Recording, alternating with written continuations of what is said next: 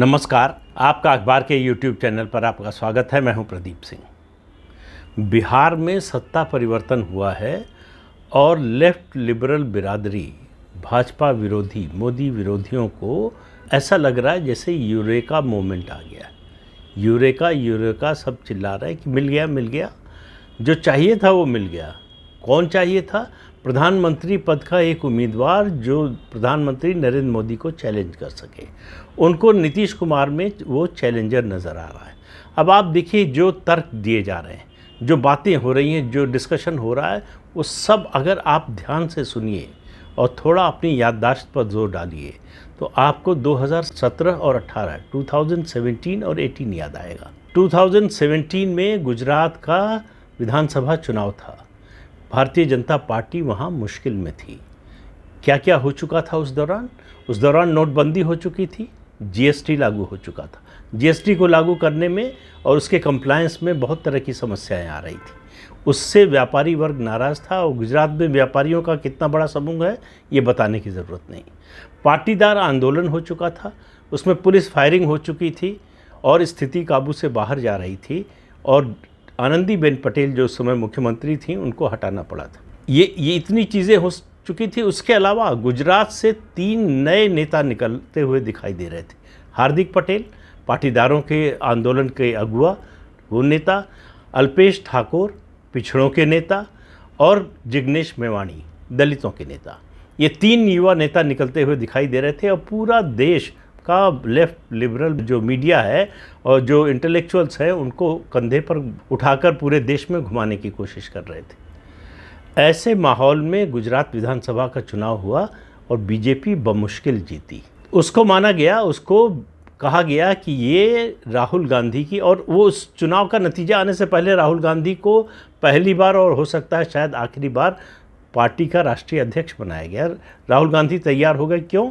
क्योंकि गुजरात में जीत होगी इतने लंबे समय बाद, बीजेपी के शासन के बाद, और नरेंद्र मोदी के प्रधानमंत्री रहते हुए गुजरात में जीत, उसका बड़ा सिग्निफिकेंस होता, बड़ा पॉलिटिकल मैसेज होता। उसका श्रेय राहुल गांधी को मिले। इसके लिए जो है ये सब हुआ। और जब नतीजा आया तो उसके बाद कहा गया कि ये कांग्रेस की साइकोलॉजिकल विक्ट्री है। चुनाव में या तो हार होती है या जीत होती है, एक पार्टी जीतती है, एक पार्टी हारती है। ये साइकोलॉजिकल विक्ट्री क्या होती है पता नहीं, लेकिन कांग्रेस की उसको साइकोलॉजिकल विक्ट्री और बीजेपी की हार के रूप में दिखाने की कोशिश हुई कि मोदी का जादू उतर गया। उससे पहले 2015 में दिल्ली में और बिहार में बीजेपी के हारने के बाद भी उतार दिया था मोदी का जादू। फिर आया 2018। 2018 के बाद उस समय जो माहौल बनाया गया देश में राफेल को लेकर, उसके अलावा राम मंदिर, अयोध्या मंदिर का मुद्दा सुप्रीम कोर्ट में ना आने पाए, वहाँ से फैसला ना होने पाए, वहाँ सुनवाई न शुरू होने पाए, इसकी पूरी कोशिश और कामयाब कोशिश हुई। उसके अलावा राफेल का मुद्दा इस तरह से कांग्रेस पार्टी ने उठाया जैसे ये बोफोर्स 2 हो, ये बीजेपी का बोफोर्स हो, उसको उस रूप में पेश करने की कोशिश हुई। सर्जिकल स्ट्राइक को फर्जिकल स्ट्राइक कहा गया, उस पर सवाल उठाए गए। खून की दलाली कहा गया। एयर स्ट्राइक पर सवाल उठाए गए कि घास का तिनका बस उड़ा और उसके अलावा कुछ नहीं हुआ, इस तरह की बातें कही गई। और उसके अलावा इलेक्टरल डिफीट जो है, चुनावी हार सबसे बड़ा किसी पार्टी के लिए सेटबैक होती है। तो बीजेपी मध्य प्रदेश हार गई, छत्तीसगढ़ हार गई, राजस्थान हार गई, 3 राज्यों में हार। और उससे पहले कर्नाटक में जीत न पाना। कर्नाटक में कांग्रेस पार्टी की सरकार थी, कांग्रेस पार्टी की सरकार हार गई, लेकिन उसको हार के रूप में कांग्रेस के नहीं देखा गया, उसको बीजेपी की हार के रूप में देखा गया जो सिंगल लार्जेस्ट पार्टी बनी। उसी के साथ आप देखिए, तुलना कीजिए, मध्य प्रदेश में बीजेपी की सरकार थी, बीजेपी की सरकार हार गई, लेकिन कांग्रेस सिंगल लार्जेस्ट पार्टी बनी, जीत नहीं पाई बहुमत, लेकिन उसे कांग्रेस की जीत बताया गया। और कर्नाटक में बीजेपी की हार बताया गया। बीजेपी सत्ता में नहीं थी, फिर भी सिंगल लार्जेस्ट पार्टी बनी, बहुमत से थोड़ा कम रह गई। तो ये नैरेटिव इस तरह से बनाए जाते हैं। तो इस तरह का नैरेटिव बनाया गया और उसमें कहा गया कि अब तो मोदी के, जो लग रहा था 2015-16 तक कि मोदी का आना तो 2019 में तय है और वो लड़ाई एक तरह से जो है बंद हो चुकी है, कोई मुकाबला नहीं है। अब लड़ाई खुल गई है और बीजेपी का सत्ता में आना मुश्किल है और स्पष्ट बहुमत तो कोई सवाल ही नहीं। अब 220 से शुरू हुआ कि 220 आएगी, कोई 230, कोई 240, 250 से ऊपर तो देने को कोई तैयार ही नहीं था। और बीजेपी में भी ऐसे लोगों की कमी नहीं थी। उद्योगपतियों का एक समूह उस समय नितिन गडकरी को प्रधानमंत्री के रूप में देख रहा था, भावी प्रधानमंत्री के रूप में। और संघ में ऐसे लोगों की कमी नहीं थी जो नितिन गडकरी में भावी प्रधानमंत्री देख रहे थे। और पूरे देश में, दुनिया में ये माहौल बनाने की कोशिश हुई कि बस वो 2014 एक फ्री इलेक्शन था, जीत गए नरेंद्र मोदी, बीजेपी, अब नहीं जीतने वाले, अब बहुमत नहीं मिलने वाला। तो अब जो बनेगी सरकार वो मिली जुली सरकार बनेगी। कांग्रेस के जो मीडिया सेल और जो उनके इलेक्शन स्ट्रेटजिस्ट थे, उन लोगों ने बताया कि 150 से 180 सीटें कांग्रेस की आ रही हैं और कांग्रेस के नेतृत्व में गठबंधन सरकार बनेगी। उसी उम्मीद में चंद्रबाबू नायडू ने गठबंधन तोड़ दिया बीजेपी से। तो बहुत कुछ हो रहा था जो एक ही दिशा में नैरेटिव को ले जाने की कोशिश हो रही थी कि बीजेपी हार रही है। और नरेंद्र मोदी का जादू जो है वो देश में ख़त्म हो चुका है। अब नरेंद्र मोदी को दोबारा लोग सत्ता में स्पष्ट बहुमत देकर नहीं लाने वाले हैं। बीजेपी सिंगल लार्जेस्ट पार्टी बन गई तो भी नरेंद्र मोदी प्रधानमंत्री नहीं होंगे अगर बीजेपी के नेतृत्व में सरकार बनती है गठबंधन की। तो इस तरह से नैरेटिव जो बनाने की कोशिश हुई थी वो आप देखिए ठीक उसका रेप्लिका है इस समय जो हो रहा है। एकदम उसी की प्रतिकृति बनाने की कोशिश हो रही, वही नैरेटिव शुरू हुआ है।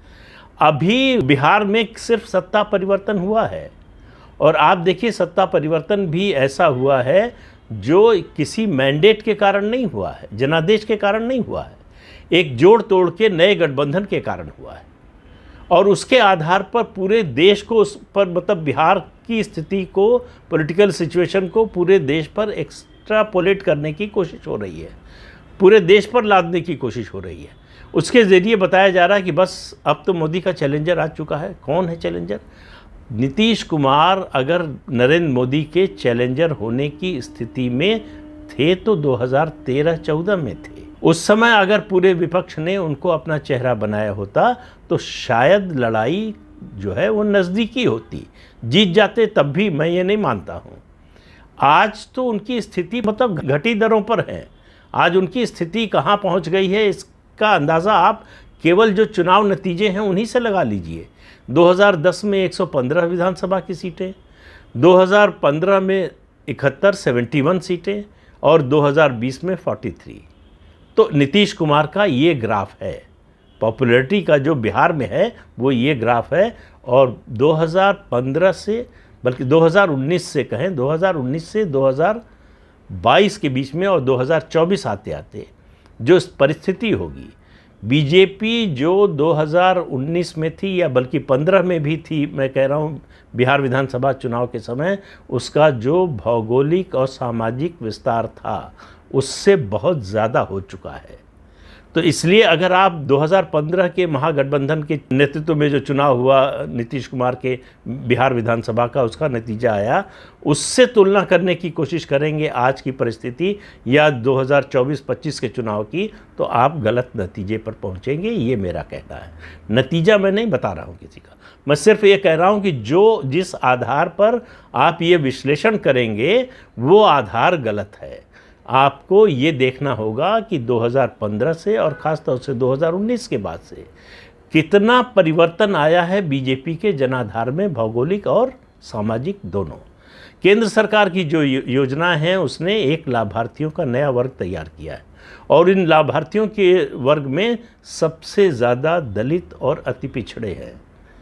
उनको लाभ मिला है, उसका असर है। प्रधानमंत्री नरेंद्र मोदी की लोकप्रियता में रत्ती भर भी, अंश भर भी जो है डेंट नहीं लगा है। उनकी लोकप्रियता और विश्वसनीयता पहले की तुलना में बढ़ी ही है, उसमें कोई कमी नहीं आई। और उनका अपना एडिशनल वोट होता है लोकसभा में, ये इस्टेब्लिश हो चुका है। इसको मतलब ये अनुमान के दायरे में नहीं है, ये स्थापित सत्य है कि उनको जब वो अपने लिए वोट मांगने जाते हैं तो विधानसभा चुनाव की तुलना में ज़्यादा वोट मिलते हैं। तो इन सब बातों को देखते हुए अगर किसी और 2019 में आपको याद होगा किस तरह के सर्वे आए थे जो अब आने लगे हैं फिर से।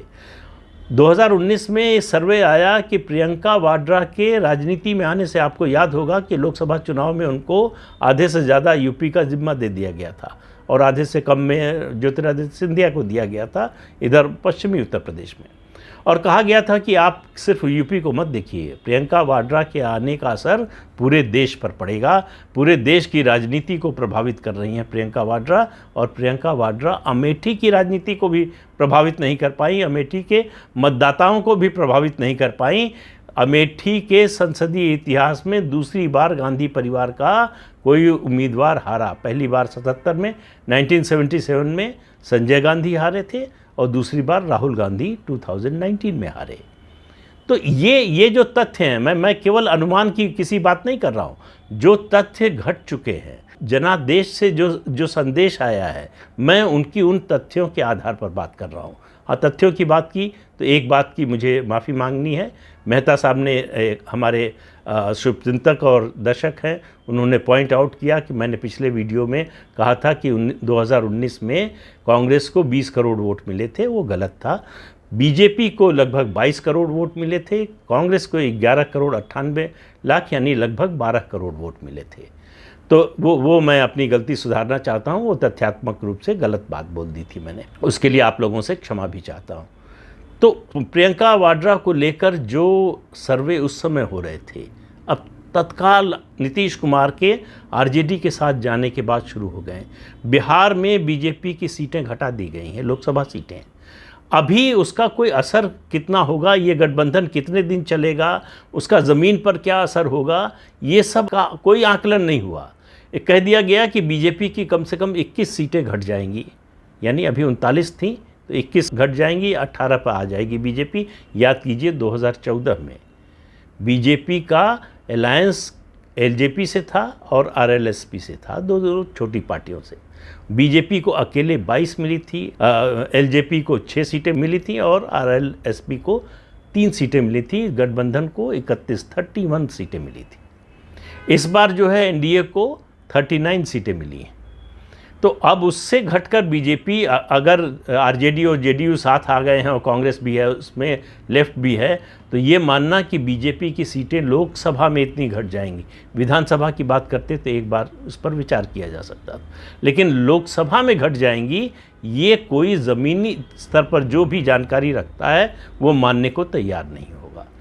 तो उसी के आधार पर अब ललन सिंह जो राष्ट्रीय अध्यक्ष हैं जनता दल यूनाइटेड के, वो कह रहे हैं बंगाल, बिहार और झारखंड में बीजेपी की 40 सीटें घटा दो, बीजेपी सत्ता से बाहर हो जाएगी। इतने बड़े मौसम विज्ञानी, इतने बड़े राजनीति शास्त्री विश्लेषक हैं ललन सिंह, ये तो किसी को पता नहीं था, नया नया पता चला है।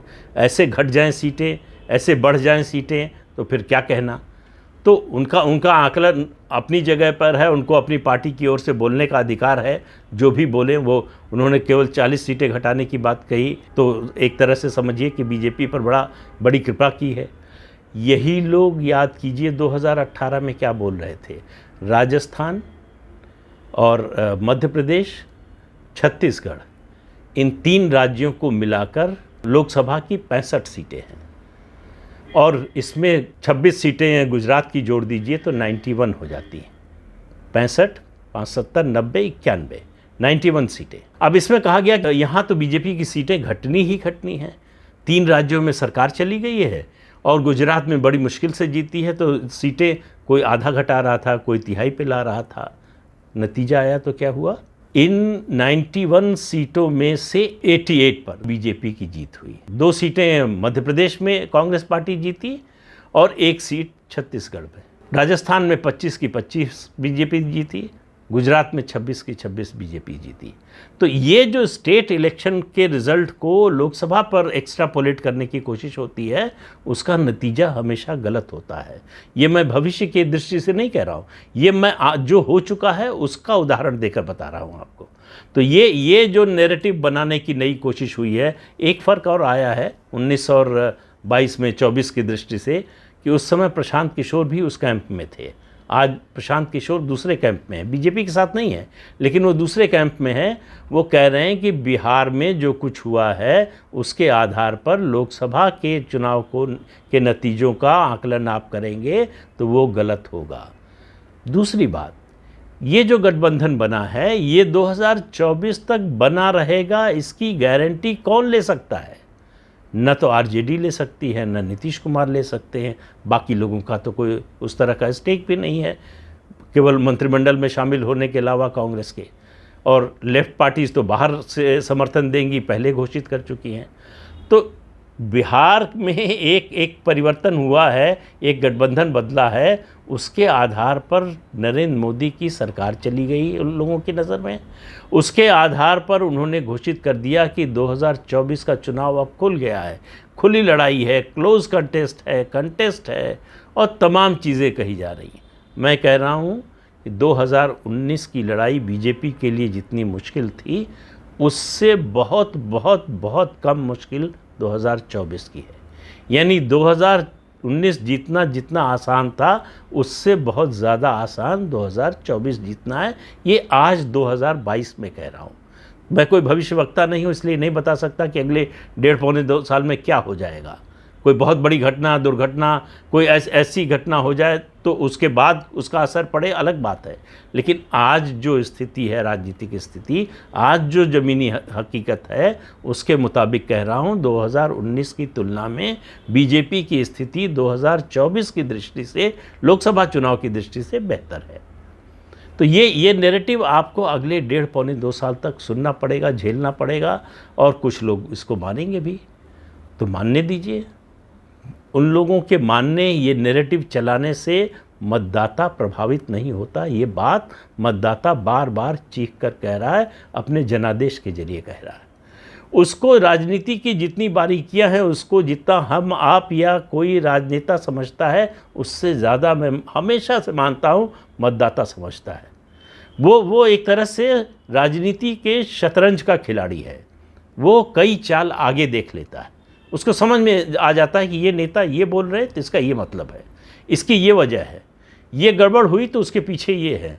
ये सब बातें मतदाता को पता होती हैं। उसको इसीलिए कहा गया है जनतंत्र में कि जनता जनार्दन होती है। तो उस जनार्दन पर यकीन रखिए।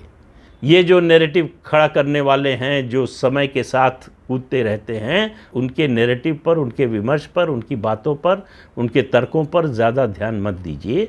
ज़मीन पर नज़र होनी चाहिए, वहाँ क्या बदलाव हो रहा है उस पर नज़र होनी चाहिए। तो आज के अंक में इतना ही। अगले अंक में फिर मिलेंगे किसी नए मुद्दे के साथ। तब तक के लिए इजाज़त दीजिए। आपसे अनुरोध है कि ये चैनल देखिए, शेयर कीजिए, लाइक कीजिए और सब्सक्राइब ज़रूर कीजिए। नमस्कार।